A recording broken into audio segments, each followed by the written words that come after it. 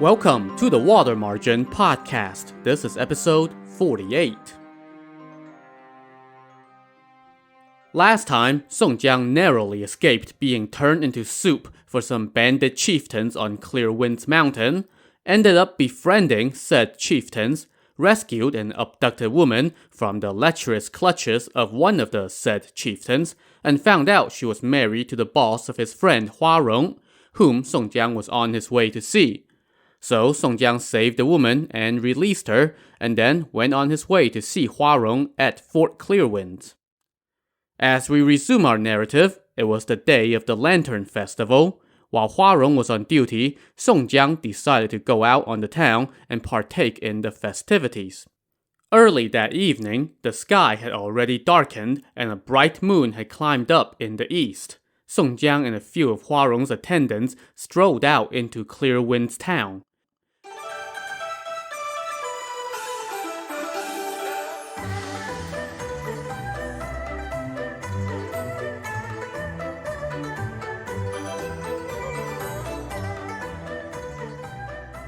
Everywhere they looked, every home was adorned with lanterns, and the lanterns were decorated with paintings depicting various well-known stories and legends. And there were also cutouts of lovely flowers like white peony, hibiscus, and lotus. Holding hands to stay together as they squeezed through the crowds, Song Jiang and his entourage made their way to the temple to see the turtle-shaped frame that was covered with lanterns and streamers, which was indeed an impressive sight. After a while, they headed south, and after a few hundred paces, they saw an area in front of them that was lit up by candles, and a group of people were huddled around the gates of a compound with high walls. Gongs brayed, music played, and people cheered. Turns out they were watching a troupe of dancers performing in funny masks. Now, Song Jiang was kind of short, so he couldn't see over the people in front of him, but his escorts knew some of the performers, so they cleared a path for him to go to the front of the crowd. There, as he watched the performers do their thing, Song Jiang couldn't help but laugh out loud. But that laugh turned out to be trouble. As it so happened, this compound was the residence of Liu Gao, the civil commandant of Fort Clearwind, aka Hua Rong's boss, and aka the husband of the woman whom Song Jiang had saved back on Clearwind's mountain. Liu Gao and his wife, along with several other women, were sitting inside when they heard Song Jiang's laughter. Liu Gao's wife looked out and recognized the man who was laughing. Pointing him out in the crowd, she told her husband, "See that dark short man? He's the bandit chieftain who abducted me on Clearwind's mountain." Liu Gao was quite alarmed and immediately barked for his men to arrest the dark short guy who's laughing. Song Jiang heard that order and immediately stopped laughing. He turned and fled. But he only made it about 10 houses down the road before the soldiers caught up to him and manhandled him like tigers devouring a lamb. They bound him with 4 ropes and dragged him back to Liu Gao's residence, marching him into the parlor and forcing him down on his knees. Liu Gao now barked at Song Jiang. "So, you are one of the bandits from Clear Winds Mountain. How dare you come here to look at lanterns? What do you have to say now?" Song Jiang replied, "Sir, my name is Zhang III. I am a merchant from Yuncheng County and an old friend of Commandant Hua's. I have been here for quite a few days, and I have never been a bandit on Clearwind's Mountain."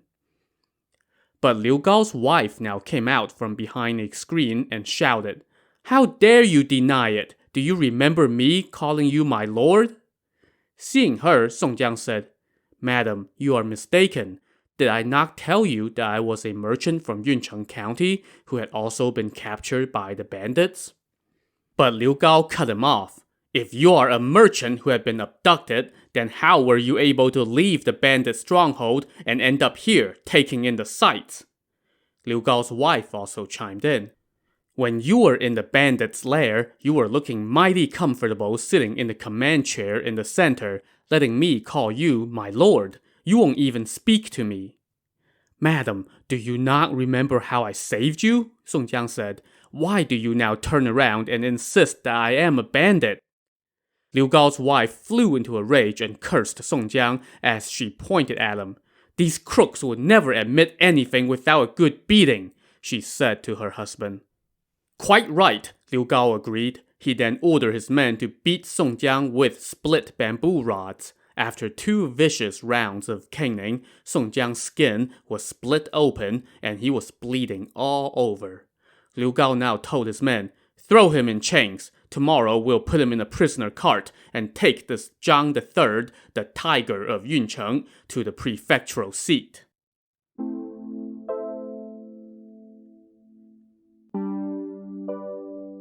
Meanwhile, the few men who had accompanied Song Jiang out on the town had seen him get hauled away by Liu Gao's soldiers, so they hurried back to tell Hua Rong. Hua Rong was stunned and immediately wrote a letter and dispatched 2 capable attendants to deliver it to Liu Gao and ask for Song Jiang's release. The attendants rushed the letter to Liu Gao's residence. Liu Gao summoned them in and read the letter, which said, "Respectful greetings from Hua Rong to my brother and colleague. A poor relation of mine named Liu Zhang had recently arrived from Jizhou Prefecture. While he was out looking at lanterns, he inadvertently offended you. I beg you to restrain your anger and release him, and I will be extremely grateful. Please forgive my clumsy writing."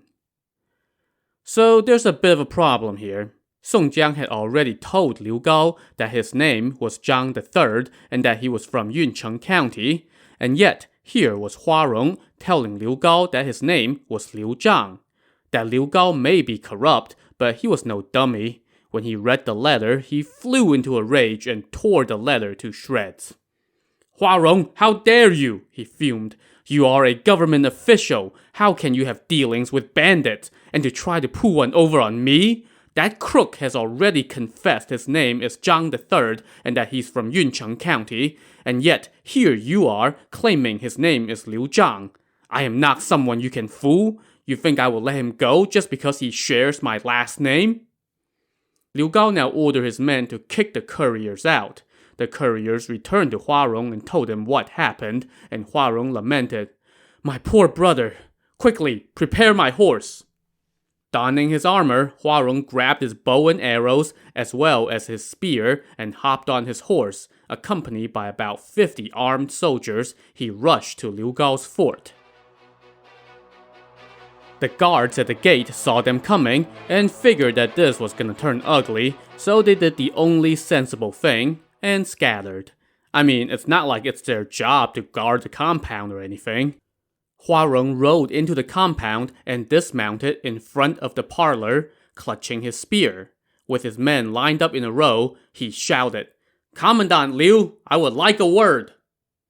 By now, Liu Gao was scared out of his mind. He knew full well what skills Hua Rong possessed, and given the circumstances, he had no desire to go out there to sample those skills.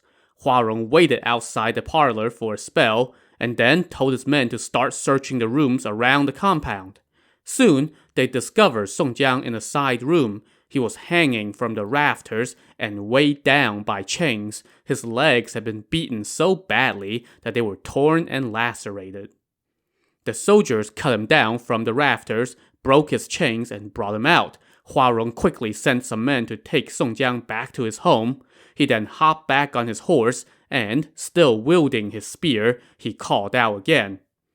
"Commandant Liu, you may be in charge, but how can you disrespect me so? Who does not have relatives? What do you mean by this? You arrested my cousin and locked him up in your home as a bandit. How can you bully me like this? I will settle this with you tomorrow." Hua Rong then left with his men and returned to his own fort to tend to Song Jiang. Once Hua Rong left, Liu Gao emerged from hiding and called up about 200 men and ordered them to go to Hua Rong's fort and take back the prisoner. Now, at the head of these 200 men were 2 drill instructors, and they were new, and neither could hold a candle to Hua Rong's skills. So, when they got their marching orders, they were like, "Wait, you want us to do what?" But the boss had spoken, so they had no choice but to make it so.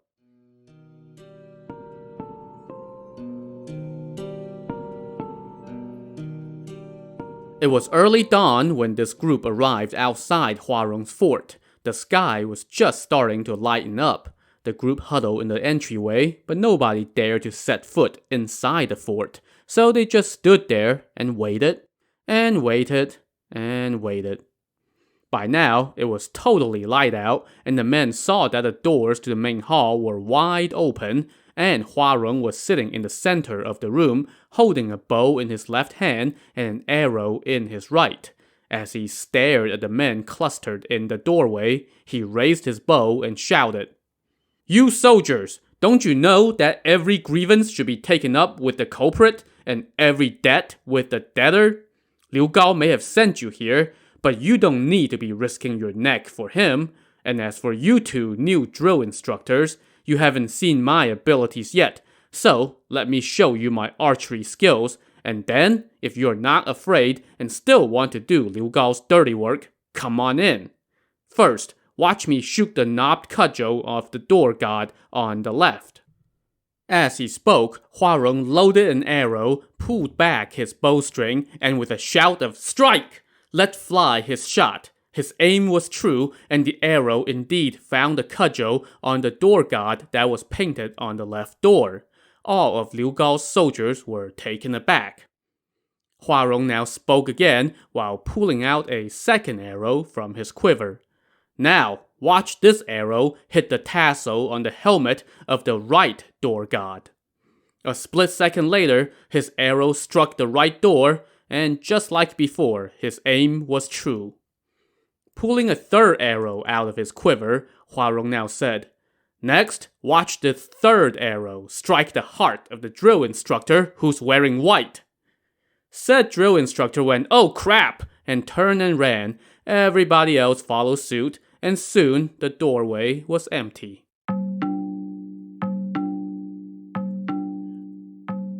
Hua Rong told his men to shut the gates to the fort, and then he went to the back to check on Song Jiang.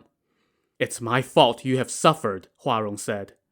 "I'm okay," Song Jiang told him, "but I worry that Liu Gao will not let this go. We must think long term." "I would gladly give up this post and have it out with that bastard," Hua Rong declared. Song Jiang said, "Who could have expected that woman would repay kindness with wickedness and tell her husband to beat me? I was going to tell them my real name, but then I was worried they would find out about my murder case, so I just told them I was Jiang III, a merchant from Yuncheng County.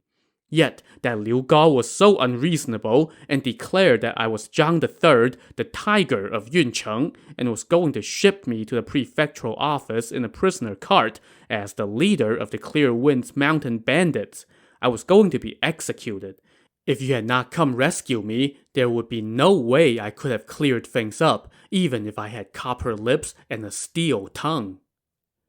Hua Rong said, "I was thinking that since he's a scholar, he must place some value on those who share his familial name, so I wrote to him and said that your name was Liu Zhang, but who knew he would be so unfeeling? Now that we have rescued you and brought you back here, we'll worry about him later." "No, brother, you're mistaken," Song Jiang said. "Even though you rescue me with your prowess, you must think things through carefully. As the old saying goes, don't choke when you're eating, don't trip when you're walking. You took his prisoner from him and scared away the men he sent to bring me back. How can he be willing to let it go? He's going to report you. I should leave tonight and go hide on Clear Winds Mountain. That way, tomorrow you can just deny his accusations, and this would just turn into some bickering between civil and military officials. But if he gets his hands on me again, then you won't be able to talk your way out of it." "I am but a brute," Hua Rong said. "I lack your deep insights, but I am worried that your wounds are too severe for you to travel." "It's okay, I can manage in a pinch," Song Jiang said. "I just need to make it to the foot of the mountain." So that day, Song Jiang bandaged up his wounds and ate something. He left his belongings at Hua Rong's place, and at dusk, Hua Rong sent 2 soldiers to escort Song Jiang out of the fort, and Song Jiang headed off toward Clear Winds Mountain.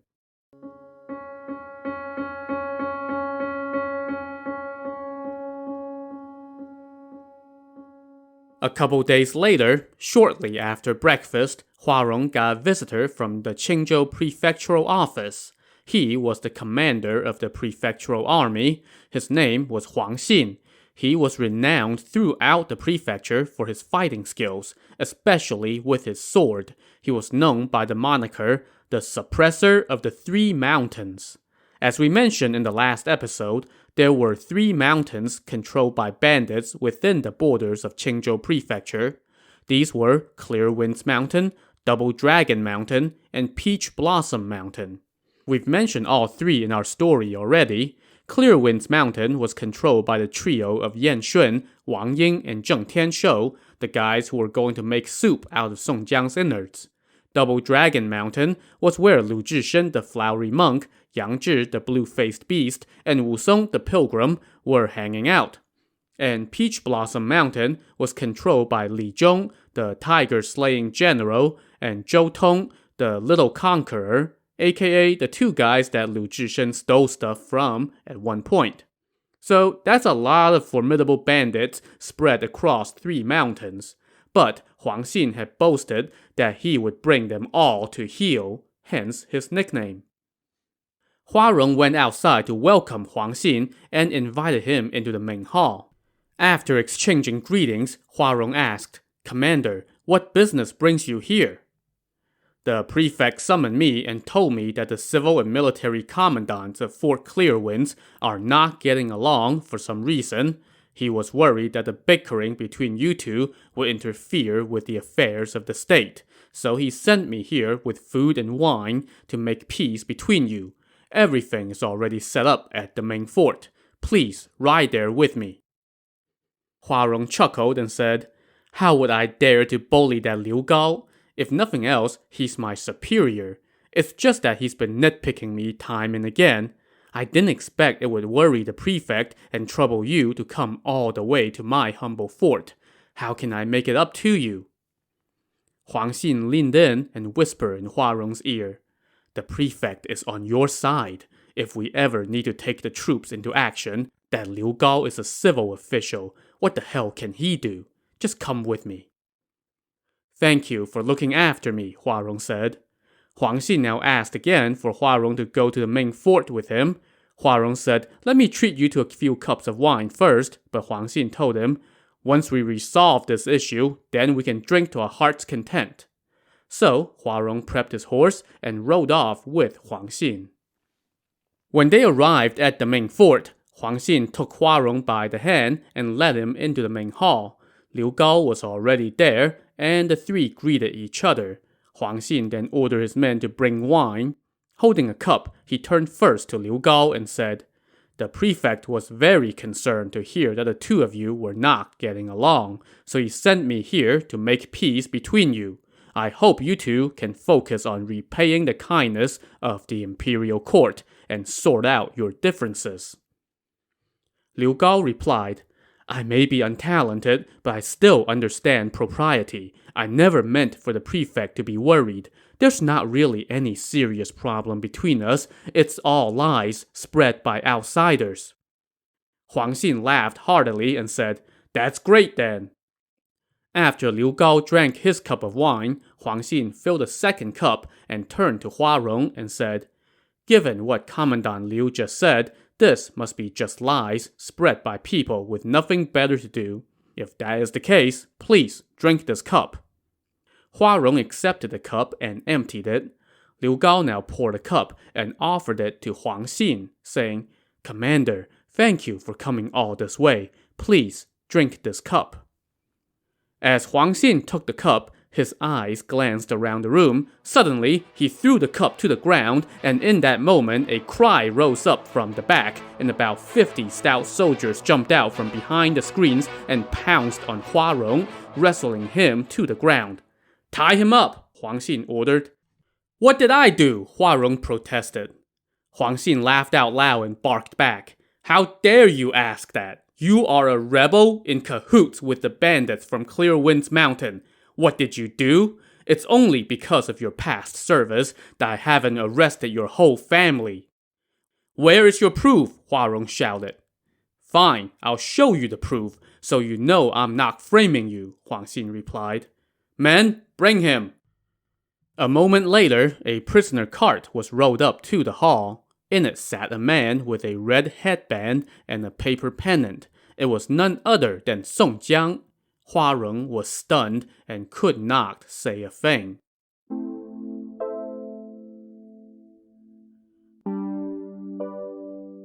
So, let's rewind the tape a couple days and see how this all came about. When his men came scampering back and told him that Hua Rong was too much to handle and nobody wanted a taste of his arrows, Liu Gao started thinking, now that Hua Rong has taken the prisoner away, he will no doubt release him back to Clear Winds Mountain tonight and then deny everything in the morning. Even if I report him to our superiors, it would be nothing more than common bickering between civil and military officials. I won't be able to do anything about him. So why don't I send some men to wait along the main road a couple miles away? If I get lucky and catch that bandit, I'll keep him locked up here and secretly report this to the prefecture so they can send an officer here to claim him and arrest Hua Rong as well. And that will be the end of him, and then I can rule this fort alone without having to put up with his crap. So that night, Liu Gao dispatched 20-some armed men. Around 9 or 10 o'clock, the men came back, and sure enough, they had a bound Song Jiang in tow. Just as I expected, an exuberant Liu Gao said. Lock him up in the back and don't let anybody know. That night, Liu Gao wrote a letter and sent 2 trusted men to deliver it to Qingzhou Prefecture. The prefect of Qingzhou was named Mu Rong Yanda. He has one of those unusual 2-character last names, Mu Rong.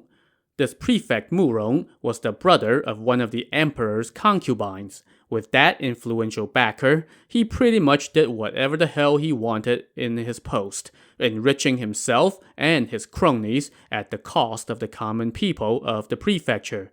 So, another caricature of a corrupt government official. Prefect Mu Rong was just about to go have breakfast when Liu Gao's letter arrived. The content of the letter alarmed him. Hua Rong is the son of an official who has rendered great service to the government. How could he hook up with the bandits on Clear Winds Mountain? Prefect Mu Rong said to himself, but this is no small offense. It might be true.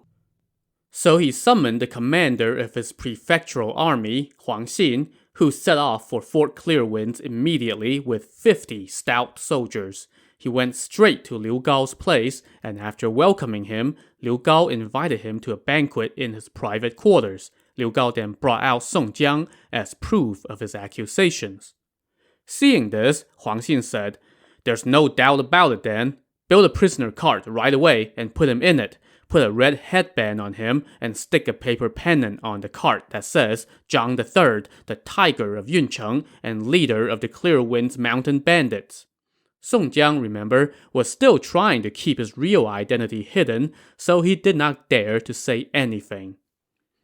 Huang Xin then asked Liu Gao, "Does Hua Rong know that you have captured Jiang III?" "I caught him late last night and have kept him hidden here. Hua Rong just assumes he's gotten away, so he's sitting pretty at home." "In that case, this will be easy," Huang Xin said. "Tomorrow, prepare a sheep and some wine and set up a banquet in the hall at the main fort. Have about 50 men lie in wait. Once everything's ready, I'll go invite Hua Rong and tell him that the prefect heard you two weren't getting along, so he sent me to make peace between you. Once I have lured him into the hall, I will throw my wine cup as the signal to arrest him. Then, we take them both to the prefectural seat. What do you think?" "Sir, you are truly insightful. That is a brilliant plan," Liu Gao raved. "It's like catching a turtle in a jar. Just reach out and you've got him."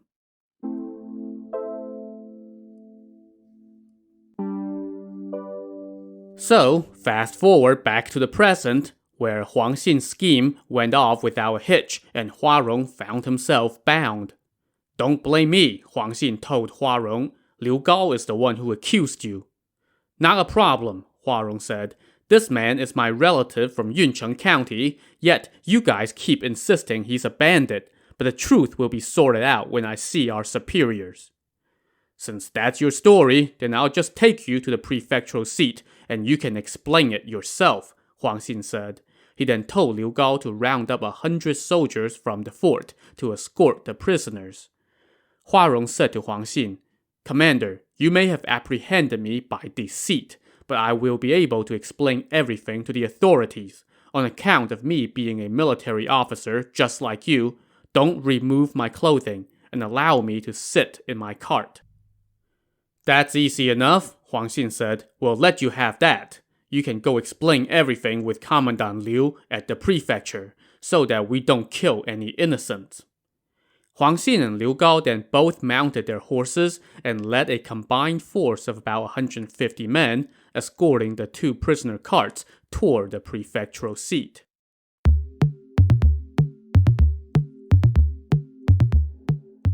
After traveling for about 10 miles, Huang Xin and company came upon a big forest at the foot of Clear Wind's mountain. Suddenly, the soldiers in front pointed and shouted, "Someone is peeking at us from the woods!" Everyone in the convoy froze, and Huang Xin asked why. When his men explained that they had seen somebody in the woods looking this way, Huang Xin told them, "Ignore them! Keep going!" As they got closer to the woods, the sound of 30-some gongs suddenly rang out. All of Huang Xin's soldiers panicked and were about to flee, but Huang Xin barked, "Stop! Line up!" He then shouted to Liu Gao, "Commandant Liu, keep an eye on the prisoners." There was no answer from Liu Gao, who was turning green and yellow like a ripe melon and just kept mumbling, oh heaven, please save me. I'll pledge 100,000 volumes of scriptures and build 300 monasteries in gratitude. Just save me." To see if heaven will answer Liu Gao's desperate pleas, tune in to the next episode of the Water Margin podcast. Also on the next episode, we'll see exactly what all the ruckus is about. So join us next time. Thanks for listening.